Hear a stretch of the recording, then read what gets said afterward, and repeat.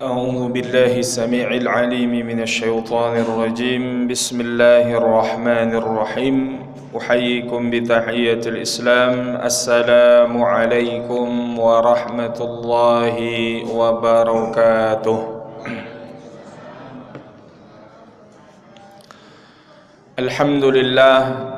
الحمد لله الذي أرسل رسوله بالهدى ودين الحق ليظهره على الدين كله وكفى بالله شهيدا. أشهد أن لا إله إلا الله وأشهد أن محمدا عبده ورسوله لا نبي بعده.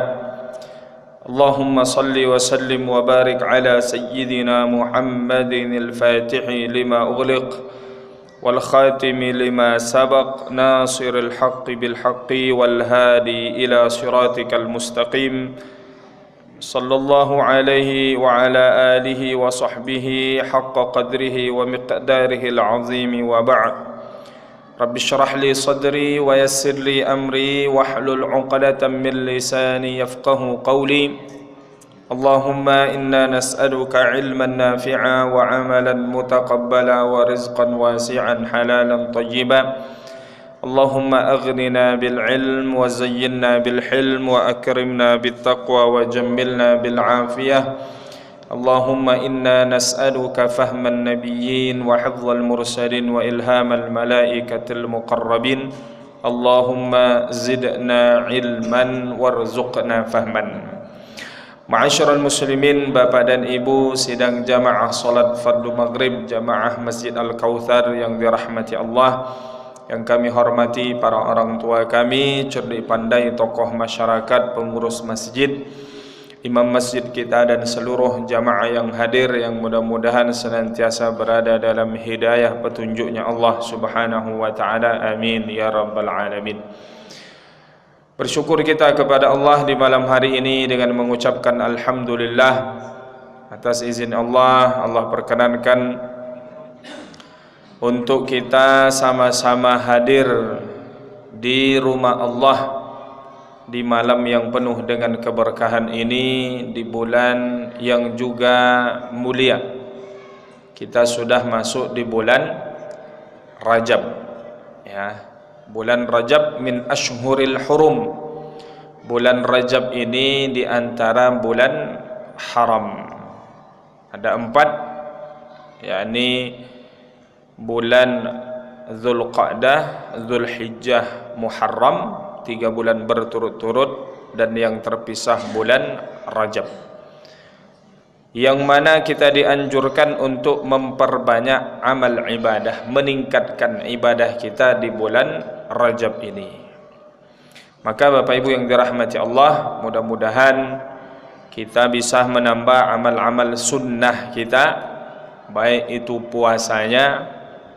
Tapi biasanya banyak kita jumpai postingan kah ataupun pesan di WA kah yang menyebutkan siapa yang berpuasa saat tanggal 1 Rajab diampuni dosanya entah berapalah, ya. Jadi banyak yang berseleweran atau bertebaran hadis-hadis palsu atau hadis-hadis maudhu'. Jadi keutamaan berpuasa tidak ada secara khusus dalil yang menyebutkan keutamaan berpuasa di bulan Rajab ini. Tapi dalilnya umum, maknanya ya, bulan-bulan haram ini dianjurkan memperbanyak ibadah, ya, di antaranya puasa. Karena puasa ini ibadah yang besar nilainya, kedudukannya di sisi Allah Subhanahu wa taala. Mau puasa dari awal Rajab sampai akhir Rajab silahkan, ya. Mau puasa selang-seling puasa Nabi Daud boleh. Mau puasa Senin Kamis monggo. Mau puasa Ayyamul Bid nanti di pertengahan bulan Rajab 13, 14, 15 bagus, ya. Semakin banyak semakin baik. Tapi maknanya tidak ada pengkhususan puasa, ya, di bulan Rajab ini seperti sebagaimana misalnya Muharram ada memang tanggal 10 Muharram, Yaumul Asyura, ya. Zulhijjah ada disebut puasa di tanggal 9 Zulhijjah, ya, puasa Arafah. Jadi bulan Rajab ini puasa saja. Puasa nanti masuk Senin puasa Senin, masuk Kamis puasa Kamis, ya.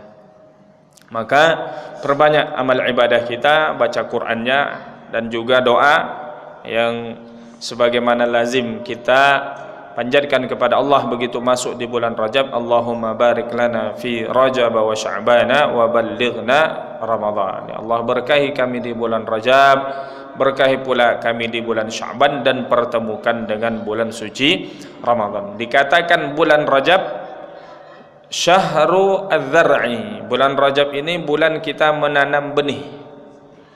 Artinya mulai menambah amal-amal sunnah kita. Puasanya, baca Qur'annya, zikirnya, sedekahnya.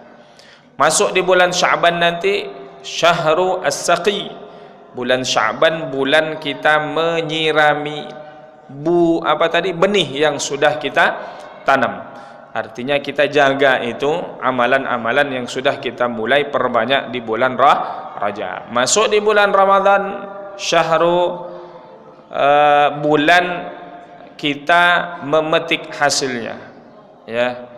Artinya di bulan Ramadan apa yang sudah kita biasakan di bulan Rajab kita pertahankan di bulan Sya'ban, dan kita istiqamahkan di bulan Ramadan, maka kita memetik hasilnya dengan pahala yang berlipat ganda. Intinya Bapak Ibu, di bulan Rajab kita sudah mulai pemanasan, ya. Jangan kalah dengan sinetron. Kok bisa Ustaz? Ya, sinetron yang mau tayang di bulan Ramadan, 5 bulan sebelum Ramadan sudah mulai syuting. Nanti itu yang mengalihkan ibu-ibu.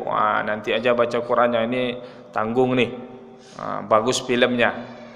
Nanti selesai berbuka ada lagi tayangannya ketika taraweh. Itu pula tuh. Maka dilihat nanti, mudah-mudahan kita bisa istiqamah menambah amalan kita di bulan Rajab ini, kita pertahankan di bulan Sya'ban, dan insyaallah kita dapatkan hasilnya di bulan Ramadan. Bapak Ibu yang dirahmati Allah Subhanahu wa taala, sebagaimana biasa di pekan pertama di setiap Kamis malamnya kita mengkaji kitab akhlak, yakni kitab Nasaihul Ibad karya Syekh Muhammad Nawawi Al-Bantani, sebagai penjelas dari kitab yang ditulis oleh Al-Imam Al-Hafiz Ibnu Hajar Al-Asqalani, Al-Munabbihat 'ala al-Isti'dad li Yaumil Ma'ad. Malam hari ini mengutip pada untayan nasihat atau makalah yang ke-46, Al-Maqalah As-Sadisah wal Arba'un. Yang nasihat ini berkaitan tentang hubb, cinta, mahabbah. Tentu cinta yang utama kita adalah cinta kepada Allah Subhanahu wa taala. Apa bukti cinta kita kepada Allah? Secara umum tentu mengerjakan segala macam bentuk perintah Allah dan meninggalkan larangan-larangan Allah. Karena pada hakikatnya orang yang mencintai seseorang itu pasti dia tidak akan membuat orang yang dicintai itu marah kepadanya. Maka begitu, kalau kita mencintai Allah, kita berusaha agar tidak membuat Allah murka, marah kepada kita. Bagaimana agar Allah tidak marah, tidak murka? Ya, lakukan kewajiban, tinggalkan segala yang dilarang oleh Allah Subhanahu wa taala. Kemudian mahabbatur Rasul, cinta kepada Rasulullah, taat juga kepada Nabi sallallahu alaihi wasallam. Maka dikatakan di dalam Al-Qur'an itu ada 3 ayat yang dia saling berkaitan satu dengan yang lainnya, tidak sempurna, ya. Ketika satu diamalkan dan yang lainnya tidak diamalkan. Apa 3 ayat ini? Pertama, wa aqimus salata wa atuz zakah. Dirikan salat dan bayar zakat. Nah, kalau dia salat tapi tak bayar zakat, berarti kurang sempurna. Dia bayar zakat tidak salat, sama apa tak lagi. Tapi biasanya kalau orang mengerjakan satu di antaranya, insya Allah akan ikut yang lainnya. Kalau dia jaga salat dengan baik, ada harta yang berlebih, maka insya Allah dia akan mengeluarkan zakatnya. Tapi bukan sesuatu yang mutlak. Yang banyak memang salat dia, tapi zakat agak kadang susah untuk dikeluarkan. Kenapa? Ya, karena salat ini bahasa kita ya tak nguji daripada ya kerelaan kita untuk mengeluarkan harta. Solat ni kan tak pakai uang ya. Tapi kalau berzakat, dia pikir-pikir, wah keluar zakatnya ya, kalau duitnya belum banyak ya zakatnya mungkin hanya ya ratusan ribu atau hanya berapa 2-3 juta ya belum terlalu. Tapi kalau duitnya sudah ratusan juta, duitnya sudah miliaran, wah zakatnya puluhan juta, wah ini lumayan juga ini. Disitulah nanti akan muncul ya, ataupun bagaimana ujian bagi orang-orang yang diberi kelapangan harta oleh Allah Subhanahu wa taala. Yang kedua, wa atiullaha wa atiur rasul. Ayat menyebutkan taatlah kepada Allah dan taatlah kepada Rasul. Artinya orang yang taat kepada Allah mesti dia juga akan taat kepada Rasul. Orang yang taat kepada Rasul sudah barang tentu dia mesti juga taat kepada Allah Subhanahu wa taala. Kemudian ayat ketiga dikatakan anishkurli wali walidaik. Ya. Apa perintah Allah? Bersyukurlah kepadaku dan kepada kedua orang tuamu. Artinya seorang manusia dikatakan dia bersyukur kalau dia juga pandai berterima kasih kepada kedua orang tuanya. Maka dikatakan bagaimana orang bersyukur kepada Allah? Minimal dia salat 5 kali sehari semalam.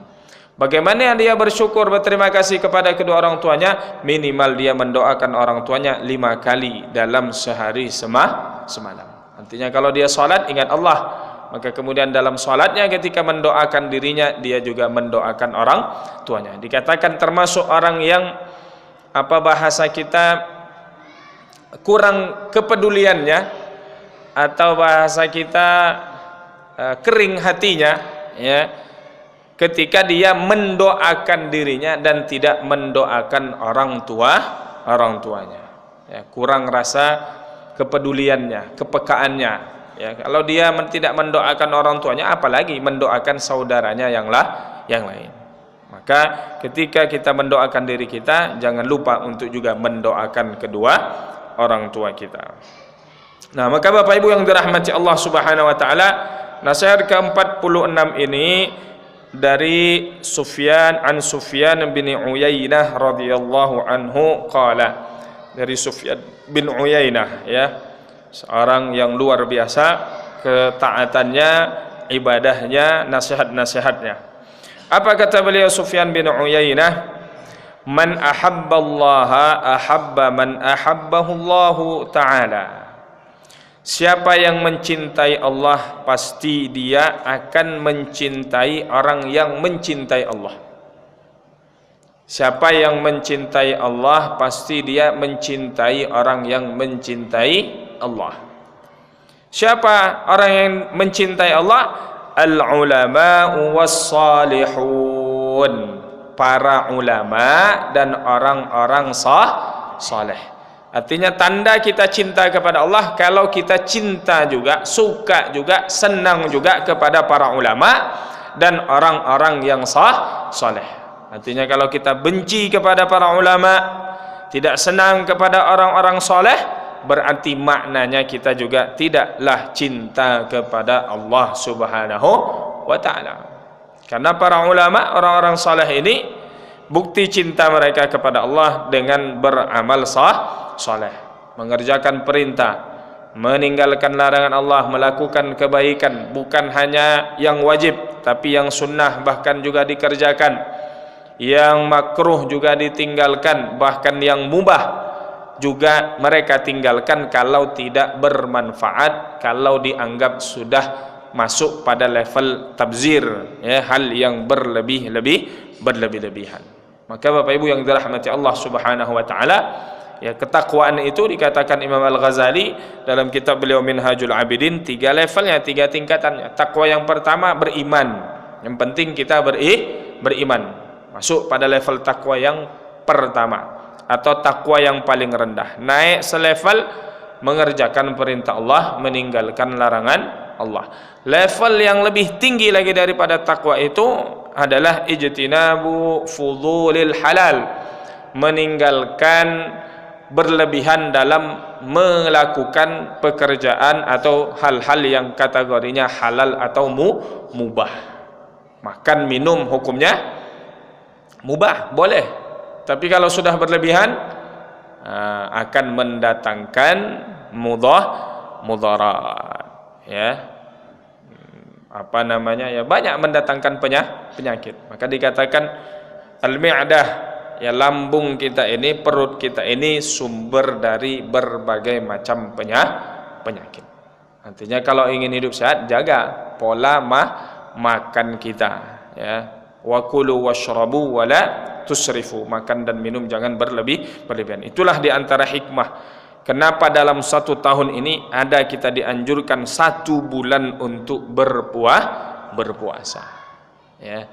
Dalam suatu riwayat disebutkan sumu tasihhu, berpuasalah maka kalian akan sehat. Dikatakan ini hadisnya dhaif, ya, bukan dari sumbernya dari Nabi SAW, tapi dari sisi maknanya ya benar, ya. Dari sisi medis setelah diteliti, ya, kita sendiri saja misalnya kan kalau mau operasi, nah itu kan kalau mau operasi orang disuruh puasa dulu.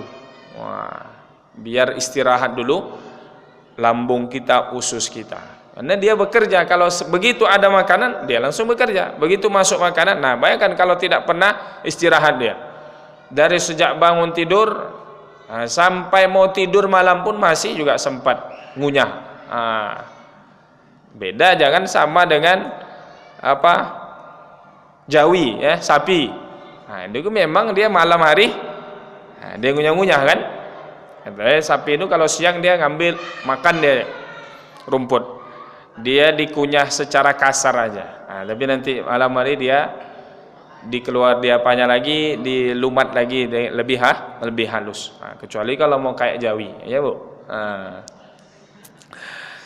Jadi man ahabballah ahabba man ahabbahullahu ta'ala. Jadi atau maknanya mencintai orang-orang yang mengajak kepada mencintai Allah Subhanahu wa ta'ala. Wa man ahabbahullahu ta'ala ahabba man ahabba fillahi ta'ala. Siapa yang mencintai Allah, ya, dia akan mencintai orang-orang yang mencintai Allah dan akan mencintai hal-hal yang membuat dia mendapatkan cintanya Allah Subhanahu wa ta'ala. Apa itu? Al-a'malus salih, amal-amal salih. Artinya kalau dia cinta kepada Allah, maka dia akan cinta juga kepada para ulama, para orang-orang saleh. Maka dia juga akan cinta kepada amal-amal saleh. Apa cinta kepada amal saleh? Ya beramal, maknanya mau mengerjakannya. Oh, saya sangat cinta kepada Al-Quran. Berapa ayat dibaca dalam sehari semalam? Tak bisa dia jawab. Berarti apa bukti dia cinta kepada Al-Quran? Ya, bukti kepada cinta Al-Quran itu membaca Al-Quran. Ya, setiap hari dikatakan minimal kita membaca 100 ayat. Nah, itu seminim-minimnya kita membaca 100 ayat sehari semalam. Ya, 100 ayat tak lama. Ya, sebentar sekali duduk dapat 100 ayat. Tak bisa sekali duduk ansur-ansur, ya. Nah, perlu nanti itu kalau sudah masuk bulan suci Ramadan kita harus pandai manage waktu, ya. Kalau kita ingin khatam berarti minimal 1 hari 1 juz. Kalau 1 hari 1 juz, berapa yang kita baca setiap selesai sholat? Di 1 juz itu berapa lembar? 8, ya. Lebih 8 atau 10, ya, berarti kalau 10 berarti setiap selesai sholat minimal kita baca 2 lembar. Tapi biasanya kita nggak full, maknanya semangat mengajinya itu dari awal sampai akhir. Kalau sudah masuk 10 terakhir sudah teralihkan, sudah ke pusat-pusat perbelanjaan, sudah melontar dengan rupiah, sudah shopping Ustaz, persiapan lebaran lagi. Jadi kalau bisa memang ya 20 pertama itu sudah khatam. Ya, kalau mau mengejar sampai akhir Ramadan, dikhawatirkan, ya, ya, dia tidak khatam. Itu minimalnya. Nanti ditambah lagi kalau sesuai dengan targetnya. Jadi siapa yang mencintai Allah, ya, maka dia akan mencintai orang yang mencintai Allah, dan dia akan mencintai apa yang dicintai oleh Allah Subhanahu wa ta'ala, yakni amal-amal saleh. Maknanya dia akan beramal. Wa man ahabba fillahi ta'ala ahabba an la ya'rifahun nas. Siapa yang mencintai apa yang dicintai Allah, maka dia senang kalau hal itu tidak diketahui oleh manusia. Artinya apa?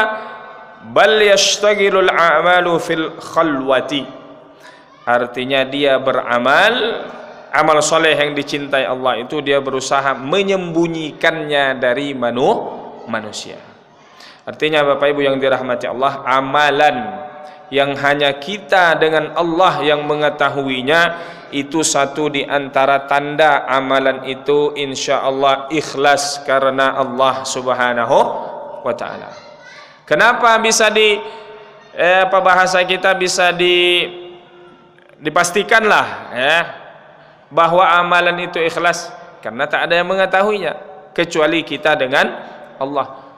Ya kan, banyak orang beramal nih pengen diketahui, pengen dilihat, didengar oleh orang. Maka ketika kita mampu beramal dengan sembunyi-sembunyi, ya, menyembunyikan amal kita dari orang lain, maka itu diantara alamatun min alamatil ikhlas ikhfaul amal. Dikatakan tanda diantara ikhlas beramalnya seseorang itu ketika dia berusaha menyembunyikan amalannya tersebut. Tapi bukan berarti ketika amalannya dilihat diketahui orang, bukan berarti dia tidak ikhlas. Seorang laki-laki datang kepada Nabi sallallahu alaihi wasallam, "Ya Rasulullah, saya sudah selalu berusaha untuk senantiasa menyembunyikan amal saya, tetapi ada saja orang yang melihat dan mengetahui amal saya tersebut. Apa kira-kira saya masih dapat pahala?" Kata Nabi SAW, kau dapat pahala 2. Ketika kita berusaha menyembunyikannya. Kemudian pahala yang kedua, ketika orang melihat engkau beramal itu, orang itu pun terdorong, ya, termotivasi untuk beribadah, beramal seperti yang engkau lakukan. Maka biasa di masjid terkadang donatur masjid, donatur tetap, ada ditulis nama-namanya, bukan untuk menunjukkan, ya, ria, ya, ataupun pamer terhadap amalnya, tapi satu di antara tujuannya agar orang lain juga mau ikut, ya, beramal. Fastabiqul khairat, berlomba-lomba dalam kebaikan. Masuk bulan Zulhijjah, peserta kurban Masjid Al-Kautsar tahun 2025 1446 Hijriah. Siapa peserta nama-namanya? Ya, bukan berarti kita tidak serta-merta dia tidak ikhlas. Tapi berusaha kita, Bapak Ibu yang dirahmati Allah, maknanya, ya, di antara amalan yang bisa dikategorikan sudah dijamin bahwa amalan itu ikhlas ketika itu disembunyikan, tidak ada yang mengetahuinya kecuali hanya kita dengan Allah Subhanahu wa ta'ala. Banyak kisah-kisah yang dapatkan dari orang-orang terdahulu. Di antara kisah yang sering kita dengar, kita sampaikan, ketika ada dalam suatu perkampungan itu ada orang yang setiap malamnya bersedekah gandum, ya, ke orang-orang fakir miskin yang ada di kampung tersebut. Begitu di pagi hari orang miskin buka pintu rumahnya, ada gandum di depan rumahnya. Tak tahu siapa yang mengantarnya. Ya, kalau sekarang tahu Ustaz karena ada CCTV. Jadi bagaimana mengetahui siapa orang yang mengantar gandum setiap malam ke rumah-rumah orang fakir miskin ini? Ya, suatu hari ada orang yang meninggal di kampung itu, seorang laki-laki. Begitu esoknya tak lagi orang-orang miskin ini dapat gandum di depan rumahnya. Bagaimana pula memastikannya? Dikatakan ketika dimandikan jenazah laki-laki ini, bahunya ini kulitnya hitam mengeras. Kenapa? Karena dipakai memikul gandum di setiap malamnya untuk dibagikan ke orang-orang fakir miskin. Tak ada orang mengetahui kecuali setelah dia meninggal. Ada juga dia berpuasa, rajin berpuasa, keluarganya pun tak tahu kalau dia sedang berpuasa. Tiap pas makan diambilnya makan nasinya tersebut, tapi tidak dimakan, ya diberikan, disedekahkan kepada orang lain. Bertahun-tahun dia berpuasa seperti itu, tak diketahui oleh keluarganya. Ternyata dia rajin berpuasa. Begitu juga ya, termasuk diantaranya bersedekah ya. Bahkan disebutkan dalam satu riwayat ya, di antara orang yang mendapat naungan di padang mahsyar, tidak ada naungan kecuali naungan dari Allah Subhanahu wa taala. Siapa? Ya, rajulun tasaddaqa bi sadaqatin fa akhfa'aha hatta la ta'lamu shimaluhu ma yunfiqu yaminuhu. Hamba Allah, manusia yang dia ketika bersedekah menyembunyikannya, bahasa kiasannya saking disembunyikannya itu, tangan kirinya pun tak tahu ini tangan kanan apa yang diinfakkannya. Berapa nih? 2.000 kali 5.000 kan? Jadi maknanya berusaha kita ada amalan. Coba kita pikir-pikir kira-kira ada enggak ya selama ini amalan yang kita lakukan tidak ada yang mengetahuinya kecuali kita dengan Allah Subhanahu wa taala. Kalau ada, alhamdulillah, mudah-mudahan itu amalan yang ikhlas kita perbuat hanya mengharap ridhonya Allah Subhanahu wa taala. Kalau belum ada, maka berusaha ya. Kita coba memikirkan bagaimana kita beramal tidak diketahui oleh orang lain. Ada di antaranya mudah apa? Doa. Mendoakan orang lain itu kebaikan. Ya, duduk kita seperti ini atau dalam majlis, dalam perkumpulan, nampak saudara kita kok kusut wajah kawan tu ya. Kita doakan, ya Allah, kalau dia ada hutangnya mudah-mudahan dimudahkan dilunasi. Atau mendoakan kebaikan, intinya mendoakan kebaikan bagi saudara kita yang lain dan dia tidak mengetahui kalau kita mendoakan dia. Nah, itu juga luar biasa. Di antara doa yang bahasa kita akan cepat dikabulkan oleh Allah Subhanahu wa taala. Wa naqala al-Asqalani, dan dinukil oleh al-Imam Ibnu Hajar al-Asqalani, anna mahabbatallahi qismani. Cinta kepada Allah itu disebutkan terbagi kepada dua. Fardun, ada cinta kepada Allah yang wajib, ada cinta kepada Allah yang sifatnya sunnah. Apa maknanya? Cinta kepada Allah yang wajib, wa hiya al-ba'itsatu ala imtithali awamirillah. Cinta kepada Allah yang wajib ini adalah dorongan agar kita senantiasa mengerjakan perintah Allah. Wajtinabi nawahihi, meninggalkan larangan Allah, waridha biqadrihi, dan ridha dengan takdir Allah. Jadi itu wajib. Artinya bukti mahabbah cinta kita kepada Allah ya, ditampakkan pada tiga hal yang wajib: mengerjakan perintah Allah, meninggalkan larangan Allah, dan ridho akan takdir keputusan Allah Subhanahu wa taala. Ini wajib. Artinya memang harus kita ya pada tiga hal atau 3 poin ini. Wa nadabun, adapun yang sifatnya anjuran, yang sunnah, apa itu? Mahabbah cinta yang sifatnya atau levelnya sunnah, aywaziba 'alan nawafil, dia berusaha mengerjakan amal-amal sunnah ya. Ya, puasa sunnah, baca Quran, infak, sedekah.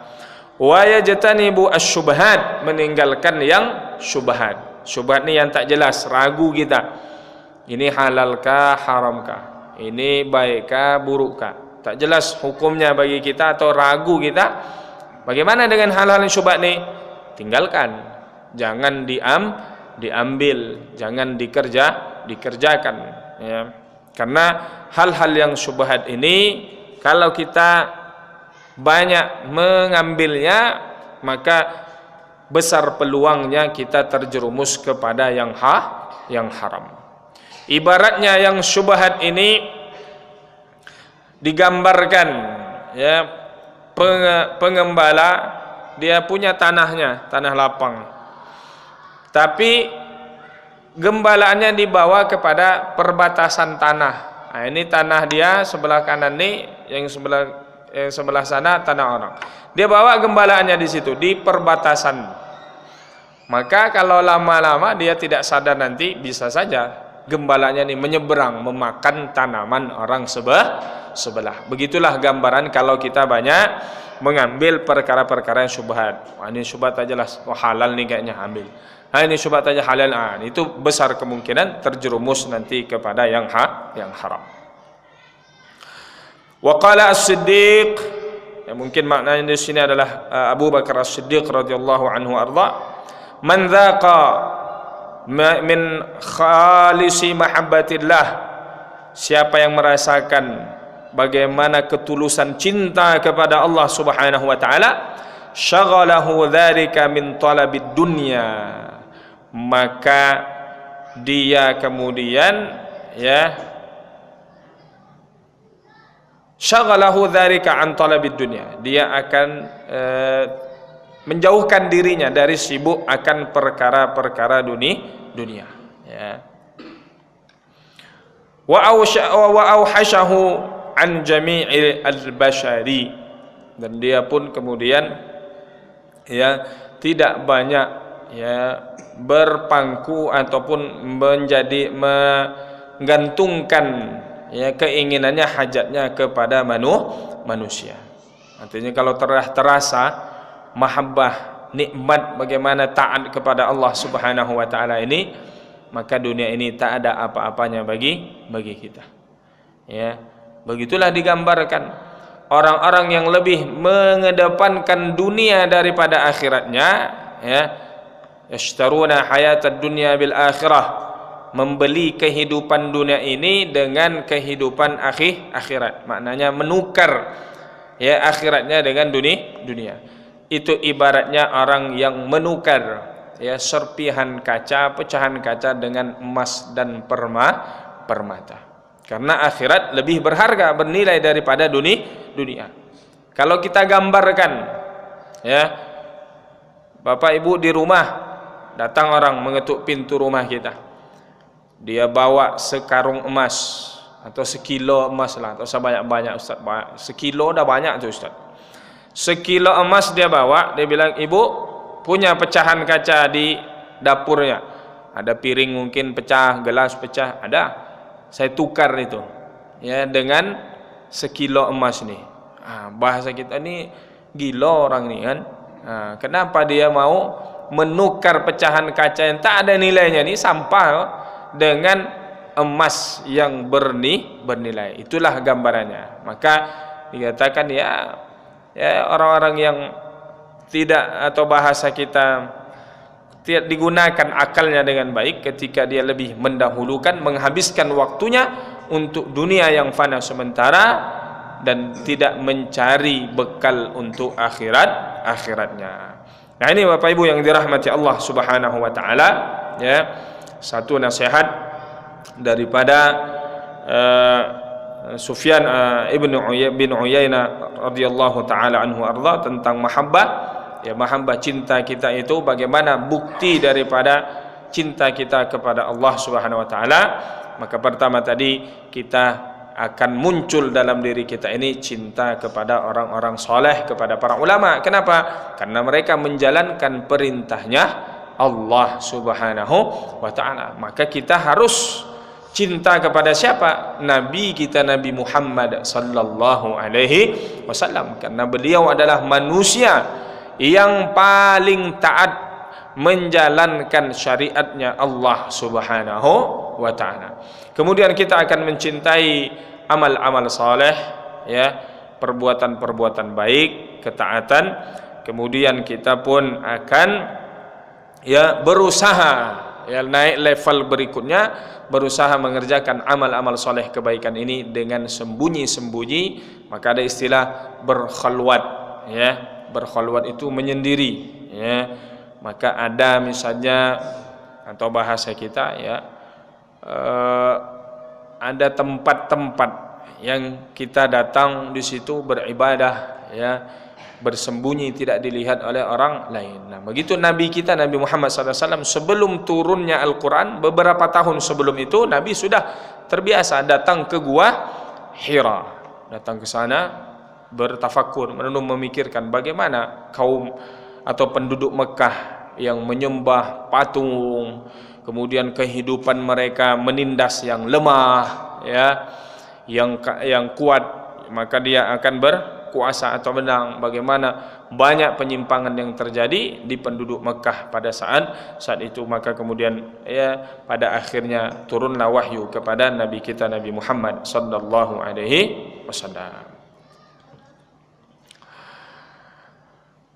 Nah, kemudian nasihat berikutnya yang ke 47 dari Nabi sallallahu alaihi wasallam, beliau mengatakan sidqul mahabbati fi thalatha. Bukti juga mahabbah, cinta itu pada 3 hal. Apa itu? Ayakhtara kalama habibihi ala kalami ghairihi. Lebih memilih ucapan, mempercayai ucapan yang dicintainya ketimbang ucapan yang lain. Artinya kita lebih yakin dengan firman-Nya Allah, lebih yakin dengan hadisnya Nabi sallallahu alaihi wasallam. Kemudian wa yakhtaru mujalasata habibihi ala mujalasati ghairihi. Dia senang duduk kepada yang dicintainya daripada duduk kepada yang tidak dicintai atau kepada yang lain. Maka maknanya dia lebih suka duduk kepada ulama, kepada orang-orang saleh. Wa yakhtaru ridha habibihi ala ridha ghairihi. Lebih senang dia memilih ridho daripada orang yang dicintainya daripada ridhonya orang lain. Intinya kita ingin mendapat ridhonya Allah Subhanahu wa taala. Nah, ini saja kiranya Bapak Ibu yang dirahmati Allah Subhanahu wa taala yang dapat kita sampaikan pada malam hari ini. Sebelum kita tutup, ya, barangkali ada pertanyaan dari Bapak Ibu, kami persilahkan. Nah, kalau di jam kita masih ada 8 menit. Ya, silakan Bu.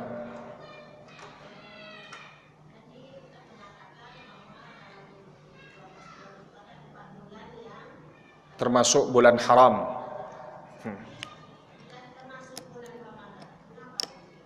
Baik.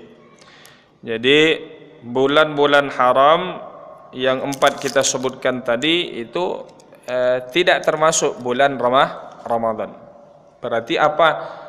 Bulan Ramadan ini kedudukannya di bawah daripada bulan-bulan haram tersebut? Nah, tentu tidak. Yang paling baik daripada 12 bulan itu adalah bulan Ramadan. Artinya kedudukan Ramadan ini lebih tinggi daripada bulan-bulan haram yang 4 kita sebutkan tadi. Kalau termasuk dia Ramadan di situ, berarti nanti sama nih kedudukannya Ramadan. Sementara bulan Ramadan ini lebih tinggi. Kenapa? Bulan diturunkannya Al-Quran. Al-Quran adalah yang mulia. Malam yang paling baik sepanjang tahunnya adanya di bulan Ramadan, di Lailatul Qadar. Jadi memang tidak termasuk Ramadan ini min asyhuril hurum, tapi dia punya kedudukannya yang lebih, ya. Dikatakan bulan yang paling baik dalam 1 tahunnya adalah bulan Ramadan. Hari yang paling baik di sepanjang tahunnya siangnya itu adalah hari Arafah, tanggal 9 Zulhijjah. Kalau malamnya itulah Lailatul Qadar. Hari terbaik dalam sepekannya hari Jumat. Kemudian waktu terbaik dalam 24 jamnya ini ada disebutkan di sepertiga malamnya. Jadi ada waktu-waktu yang dibuat lebih dari yang lainnya oleh Allah Subhanahu wa taala. Ada juga nanti tempat-tempat yang lebih baik daripada tempat yang lain atau tempat-tempat yang mulia. Demikian, wallahu a'lam. Silakan jika ada pertanyaan yang lain.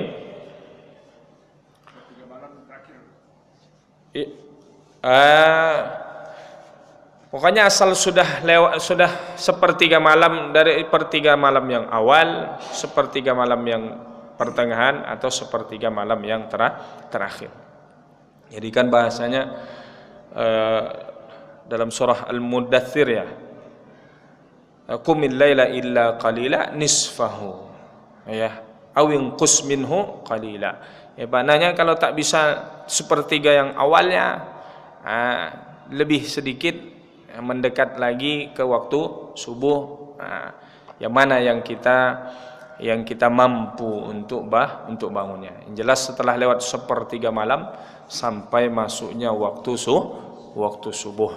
Bahkan di antara yang ada yang baik juga yang disebut dengan waktu sahur, ya, yakni sekitar 10 atau 15 menit sebelum masuknya waktu subuh. Itu namanya waktu sahur. Ya, biasa kita bangun makan sahur. Jadi itu sepanjang tahun, bukan hanya di bulan Ramadan. Wabil ashari hum yastaghfirun. Di waktu-waktu sahur dia beristighfar. Di antara ciri orang-orang yang bertakwa. Dikatakan Nabi di antara bangun malamnya itu kadang bangun di awal sepertiga malam kemudian sholat, nanti menjelang dekat, ya, waktu subuh ada beliau istirahat sejenak. Kenapa? Karena bersiap untuk melaksanakan sholat wajib, yakni sholat subuh. Jangan kita semangat tahajud, begitu sholat subuhnya ngantuk-ngantuk.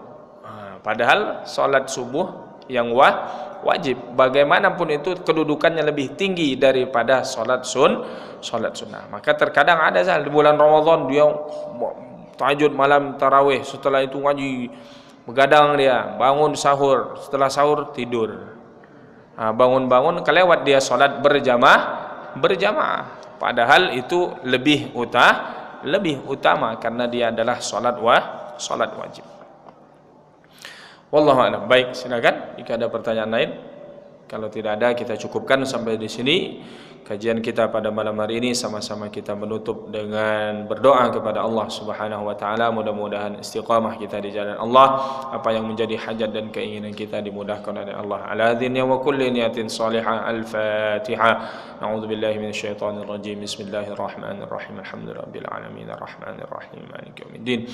Iyyaka na'budu wa iyyaka nasta'in. Ihdinas siratal mustaqim. Shiratal ladzina an'amta 'alaihim ghairil maghdubi 'alaihim waladdallin. A'udzu billahi minasyaitonir rajim. Bismillahirrahmanirrahim. Alhamdulillahi rabbil alamin wassalatu wassalamu ala rasulina Muhammadin wa ala alihi washabbihi ajma'in. Allahumma ighfir lana dhunubana wa dhunub walidina warhamhum kama rabbawna shighara wa ajdadina wal jaddatina wal jami'il muslimina wal muslimat wal mu'minina wal mu'minati al ahya'i minhum wal amwat. Rabbana zalamna anfusana wa illam taghfir lana wa tarhamna lanakunanna minal khasirin. Allahumma arinal haqqa haqqan warzuqna ittiba'ahu wa arinal batila batilan warzuqna ijtinabah. Allahumma barik lana fi Rajab wa Sya'ban wa ballighna Ramadan. Rabbana atina fid dunya hasanah wa fil akhirati hasanah wa qina عذاب النار. وصلى اللهم على سيدنا محمد وعلى آله وصحبه أجمعين والحمد لله رب العالمين. تقبل الله منكم منا ومنكم تقبل يا كريم. Demikian Bapak Ibu yang dirahmati Allah, mudah-mudahan bermanfaat, menjadi pengingat bagi kami dan kita semua yang mendengarkan. Wal afu minkum. Subhanakallahumma bihamdika asyhadu an la ilaha illa anta astaghfiruka wa atubu ilaik. Wassalamu alaikum warahmatullahi wabarakatuh.